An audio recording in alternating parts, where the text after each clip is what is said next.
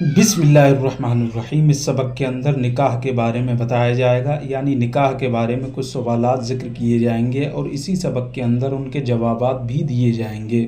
سوال: نکاح کرنا کیسا ہے؟ جواب: جو شخص نان و نفقہ کی قدرت رکھتا ہو، اگر اسے یقین ہو کہ نکاح نہیں کرے گا تو گناہ میں مبتلا ہو جائے گا، تو ایسے شخص کو نکاح کرنا فرض ہے، اور اگر گناہ کا یقین نہیں بلکہ صرف اندیشہ ہے تو نکاح کرنا واجب ہے، اور اگر شہوت کا بہت زیادہ غلبہ نہ ہو تو نکاح کرنا سنت مؤکدہ ہے، اور اگر اس بات کا اندیشہ ہے کہ نکاح کرے گا تو نان و نفقہ نہ دے سکے گا یا نکاح کے بعد جو فرائض متعلقہ ہیں انہیں پورا نہ کر سکے گا تو نکاح کرنا مکروہ ہے، اور اگر ان باتوں کا اندیشہ ہی نہیں بلکہ یقین ہو تو نکاح کرنا حرام ہے۔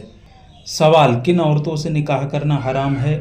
جواب: ماں، بیٹی، بہن، پھوپھی، خالہ، بھتیجی، بھانجی، دودھ پلانے والی ماں، دودھ شریکی بہن، ساس، مدخولہ بیوی کی بیٹی، نسبی بیٹا کی بیوی، دو بہنوں کو اکٹھا کرنا، شوہر والی عورت، کافرہ اصلیہ اور مرتدہ وہابیہ، ان سب سے نکاح کرنا حرام ہے۔ اس مسئلہ کی مزید تفصیل بہار شریعت وغیرہ سے معلوم کریں۔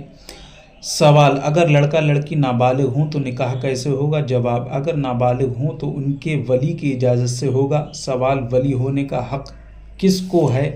جواب: اگر عورت مجنون ہے اور بیٹے والی ہے تو اس کے بیٹے کو ولی ہونے کا حق ہے، پھر اس کے پوتا، پرپوتا وغیرہ کو، اگر یہ نہ ہو یا جس کا نکاح ہے وہ نابالغ ہو تو باپ ولی ہوگا، اگر یہ نہ ہو تو دادا، پھر دادا، پردادا اور وغیرہ ہوں اسی طریقے سے، پھر حقیقی بھائی، پھر سوتیلا بھائی، پھر حقیقی بھائی کا بیٹا، پھر سوتیلے بھائی کا بیٹا، پھر حقیقی چچا، پھر سوتیلا چچا، پھر حقیقی چچا کا بیٹا، پھر سوتیلے چچا کا بیٹا، پھر باپ کا حقیقی چچا، پھر سوتیلے چچا، پھر باپ کے حقیقی چچا کا بیٹا، پھر سوتیلے چچا کا بیٹا۔ خلاصہ یہ کہ اس خاندان میں سب سے زیادہ قریب کا رشتہ دار جو مرد ہوگا وہی اس کا ولی ہوگا۔ اگر یہ سب نہ ہوں تو ماں ولی ہے، پھر دادی، پھر نانی، پھر بیٹی، پھر پوتی وغیرہ، پھر نانا۔